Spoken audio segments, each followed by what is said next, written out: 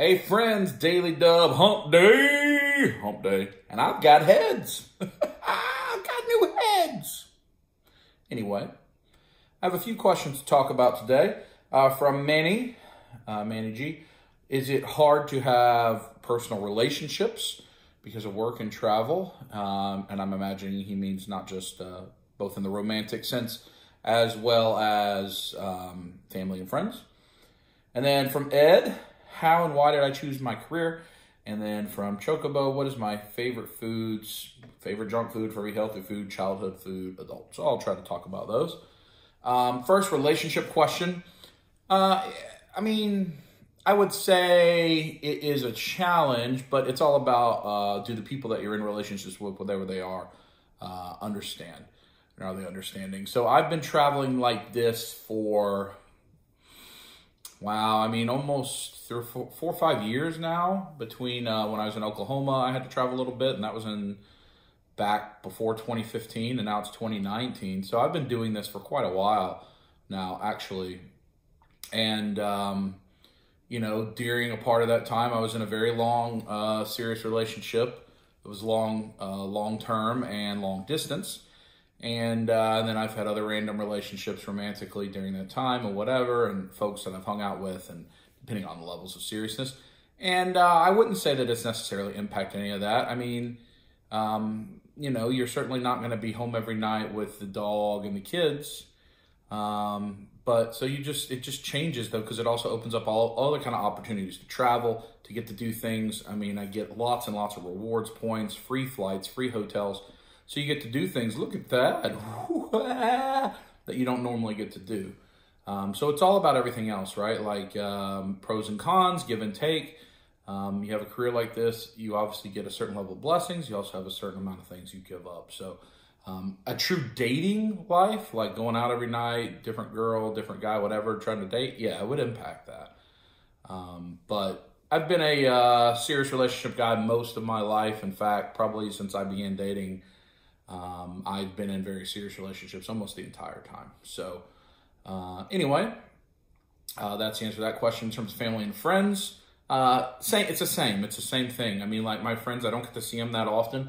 In fact, whenever you see me with them on a dub life, it's probably some of the few times we see each other, once or twice a month. It's just the way it is. So we try to live the best of it. So when we are together, we make memories, we do things. There's not a lot of just mindless or negativity or anything like that. So hopefully that answers your question. How did I choose my career and why? When I changed careers, I just want to get into business. I got a business master's degree. And my brother-in-law actually had an opportunity with the organization I worked for, who he worked for at the time, and opened the door for me. And I wanted to start and work my way up to a company. So that's what I did. I'm very, very blessed that Mike found me an opportunity and connected me to the right people and stood up for me and really helped me out. I'm very grateful to him for that. And then from there, I've just tried to work my way through the company. So like the thing I do right now for work, I didn't know existed 10 years ago. I didn't know it was a job that existed. Things just kind of change. So I knew I wanted to be in business. I knew that because I had done leadership across different phases in my first career. I thought I could be a good manager.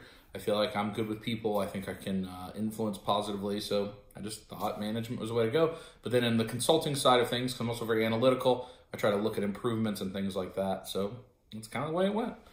As far as favorite foods, so childhood foods are definitely goldfish crackers, Little Caesars square pizza, I think was a big childhood. And then chicken and broccoli from any good New York style Chinese restaurant.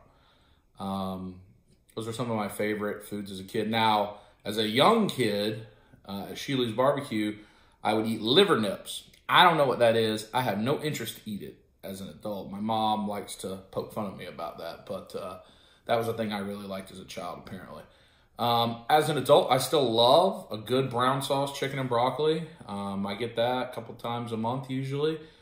There's a place called Happy China where I grew up that has delicious chicken and broccoli. So I really love that. I still like the square Little Caesars pizza actually. Junk food is probably Oreos. different types of Oreos is a thing that gets me the most.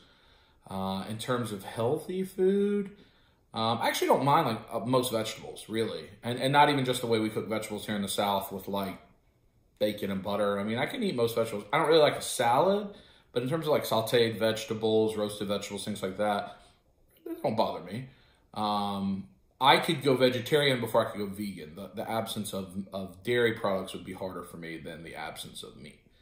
In terms of just main things I like to eat, I mean, probably if I could pick one master genre, Asian food would be the one I'd want the most because I love Japanese food, I love Chinese food, I love Thai food. I like Italian food quite a bit too. And I'm pretty broad. I'll eat a lot of stuff. I'm not really interested in eating like pig hoof, stuff like that. I'll eat about anything. I'm pretty adventurous. I'm not very picky at all. But I mean, I have a special spot for comfort food, soul food, food mama made growing up. I mean, if I could only have one meal, it'd be mom's Thanksgiving dinner. You know, my mom's lasagna is a top 3 food for me. I like mama cooking. I don't get it too often. But that's what I like. So, I hope that answers that question.